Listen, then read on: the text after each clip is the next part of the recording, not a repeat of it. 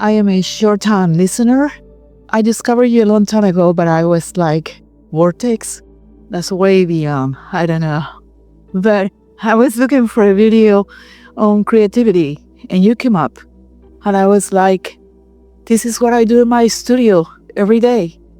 I just play and let the spirits, the energy to come and flow. And everything that I produce, whether it's a 12 by 12 inch painting to a 30-foot painting, it's just no work whatsoever. It's just play for me.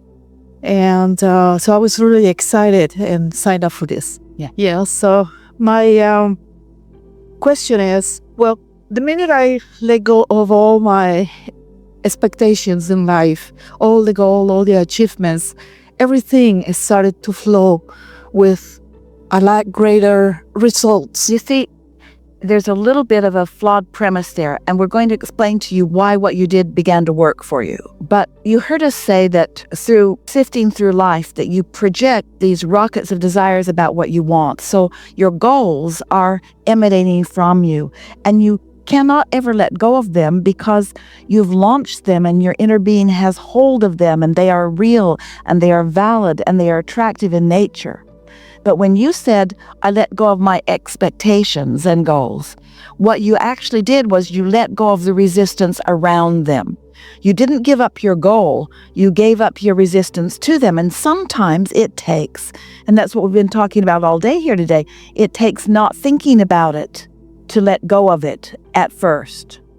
In a while, you'll be able to sift and sort, and you'll be able to think about what you want in a way that is just delicious to you, and you won't bring negative expectations into the equation. But in the beginning, just by not thinking about it, by letting go of it altogether, which of course you really didn't, but you let go of the resistance to it, then things began to flow. Does that make sense? That's exactly right. It's just like beyond my wild imagination. I'm here because I'm thinking, how is it that in my studio, in the arts, in whatever I achieve, in whatever I get involved in, great things happen. But what about my relationship? I feel so stuck for so many years, and I have tried. Before you get the vibration going too strong in the direction of something that you don't want, let's talk about this, because it's not uncommon for something to be working in one area and not another. It just has to do with your beliefs about it. But this is the reason that in the area of what you call the arts, it was easier for you to click in without even really knowing what you were doing, feel your way into alignment. And it's because when you think of something that's creative, you usually think of something that is inspired. And you showed yourself early on in your process that when you tried too hard, you messed it up. And that when you let go, that it flowed through you. And so it was just an avenue that was easier for you to notice when you were doing that thing that doesn't work and when you were doing that thing that does work. That's all. People who are writing music or lyrics, or even authors often, or athletes, when they get into the zone, they can feel when it clicks in. They don't necessarily know what they did to get there, but they recognize when they are there. And so over time, you know that just by getting into your studio, getting into the mindset of allowing it to flow through you, it's just easier for you to think of creativity flowing through you. But what you haven't realized is that everything is creativity, that it's all about energies. And it doesn't matter whether it's something that's being inspired through your paintbrush onto the canvas, or whether it's something that's being inspired through your thought, to your tongue, that it's all creativity. You got to stop doing that thing that's holding you in that. You offered some very powerful words. Expectation is a very powerful word. Expectation combines desire and belief. That's really what an expectation is. And a lot of people have more positive desire in their expectation than they do negative belief. In other words, their expectation is that they can succeed. And so that's why they do. Or their expectation is that they can't, and so that's why they don't. Where I am right now is I don't even know what I want, because if I go this direction, I feel doubt, and if I go this other direction, I feel doubt. You're not ready to make a decision about any of that, but consider this, because this is the biggest piece of the answer to your question. When you think of you and your creativity, it's just you and your impulse and your inspiration. But when you're talking about a relationship, now there's somebody else and they could mess it up. That's kind of the way you look at it. And not only could they mess it up, but because you think they could mess it up, then you mess it up. Doesn't it feel more free to take your paintbrush and paint on a canvas than it is to coordinate with somebody else about where you're going to have dinner tonight? Or. I mean, just coordinating dinner, but just life with so many things. So many layers. It's so many negative layers that have happened. But they don't have to stay active. They don't have to be active now. One day, a woman sat here and she was really worried about her mother, worried about the trouble that she had been having with her mother for years. And she was just all full of this trouble and all wadded up. And she went on for quite a while. We could hardly slow her down. And then we began looking for her mother. We were sure that she must be here somewhere, because she couldn't get her mind off of her and she couldn't stop thinking and talking about her. But her mother was nowhere around, but she just had the habit of using those thoughts to introduce resistance into her equation. So we're going to ask you, do you feel that you have any thoughts that you introduce into the equation of your art that are resistant in nature? It might be worth thinking about why, but mostly it's because there's no one else involved. But that's not true in a relationship. So what we must convince you of, if you are to have success in anything that you're doing with any other, and really everything that you're doing with someone other in one way or another, is we must convince you that it's your energy and your energy alone. It's your mix of vibration and your mix of vibration only that matters. It's not what the other person is doing. It's what you're doing. It's only what you're doing. And we know that you have knee-jerk reactions to what the other is doing. We understand that, but you don't need to. And if you were more in sync with who you are, and if you were looking at this person through the eyes of Source, then you would feel so much better. So it isn't even what the other is doing or has done that is causing your resistance. It's the difference between your desire and your belief that is causing the resistance. It feels like it's what they're doing. It isn't. It's your perspective of what they're doing. It's your belief that what they're doing is affecting you. And it's your allowance of what they're doing that affects your vibration. We've been following this pattern through for a few years, as we say, when you look at someone or something that pleases you and you are pleased and you say, oh, good, I want more of that.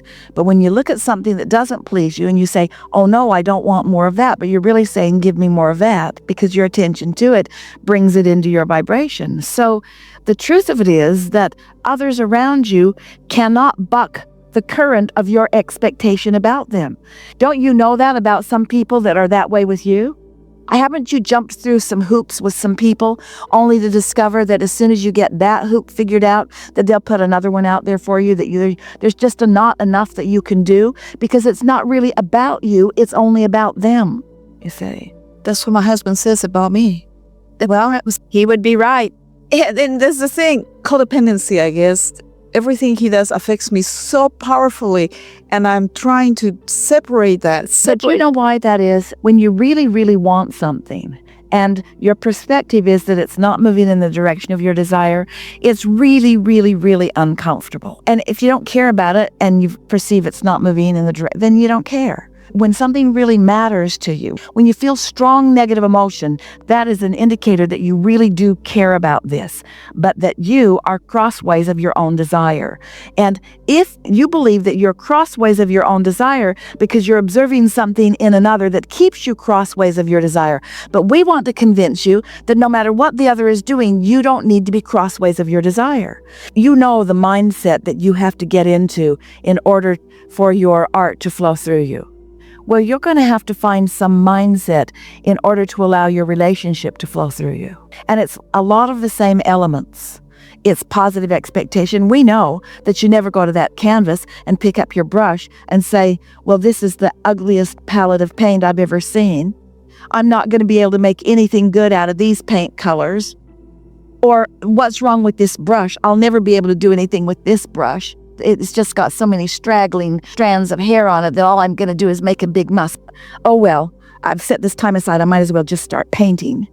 You'd get ready to get ready. You don't walk in to a time of painting when your head's all tangled around like that.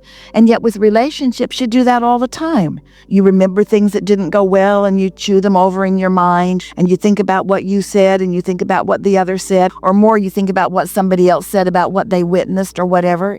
When your energy's all tangled up, it really is like going into paint with a brush that's all distorted and with paint that you don't even like the colors of. That's what I mean. You got to get ready to get ready to get ready to get ready. And through the years, we've offered a lot of techniques and processes, especially relative to relationships, like making lists of positive aspects and so forth. But the thing about that is, it has the potential of activating what's wrong.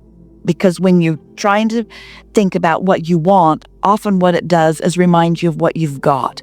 And then there's just discord and dissatisfaction because you don't have what you want. And so there's only one way to this. There's only one way to anything that you want, and it is that you must clean up your energy first. And sometimes people will say, well, Abraham, this has happened, and this has happened, and this has happened, and do you think I should just separate myself from this person or from this job or from this situation? And sometimes we say yes, if the momentum is such, and depending on what's going on in the vibrational mix. But we always say, if you're going to leave this person because these things are bothering you, then you better get out of town too. Because there's things that bother you in this town, and you better get out of this state and out of this nation and off this planet. And now we don't know where to send you, because the truth of it is you take yourself everywhere you go. And so as you talk about all of these layers and layers and layers and layers, they're just experiences that you have had that are still active to some degree, that keep being present in your day-to-day experience, that don't need to be active but are because you let them be active. And we know it feels to a lot of you, no, I'm not the one keeping it active. The other one is the one that's keeping it active. And we say it always takes two. If you have meditated and cleaned up your vibration, and meditated and cleaned up your vibration, meditated and cleaned up your vibration, so there's nothing active about that with you, and the other one joins you in a moment in time of manifestation, and the other one's all over something and really got a strong activation about it, you will at least will not throw gasoline on the fire. But if the other one has something active and you do too, it's like a bomb going off. A big bomb goes off every time your energy meets their energy. It's an exponential adding together of the momentum. So if you decide that you're going to start entering those manifested moments, all tuned in, tapped in, turned on, not aggravated and agitated because you've taken enough time, maybe 3 or 4 weeks, to take the edge off of yourself, so you're not taking your fight to the party, then even if the other comes ready to fight, if you're not there to defend yourself, in other words, if somebody's offensive toward you and you're not defensive about it, then there's no explosion. Then you haven't poured gasoline on the fire. Then there's a diffusion of it, you see. They will just not keep doing their part if you don't keep doing your part. What you don't know is you're feeding the fire and they're feeding the fire. But when one of you stops, the fire will go out. That's true. What I've decided, and I made a decision, is I'm going to take a trip around the world for a year to just change the vibration. Traveling is what I feel the happiest, the most connected. We do not disagree that that's a good idea, except for this. You will be taking yourself with you. And there is this thing that happens where when you do something that's extreme like that, that's extreme. Not for me. When you do something that's extreme like that, there is a part of you that justifies it. I need the space. I need to separate myself from this. Well, now you're not separated from that, because in your attention to what you're separating yourself from, it's on the ship with you. Okay, what it is I've been spending so much time in this relationship that I decided that I have forgone some of my dreams and desires, and some of it is traveling. We're not trying to talk you out of it. We really want you to hear this. Everything that anyone wants, no matter who it is, and no matter what it is that they want, whether it's a material object or a pile of money or an improved relationship or an improved business, no matter what anybody wants, the reason they want it is because they believe they will feel better. They believe that there will be more satisfaction in it.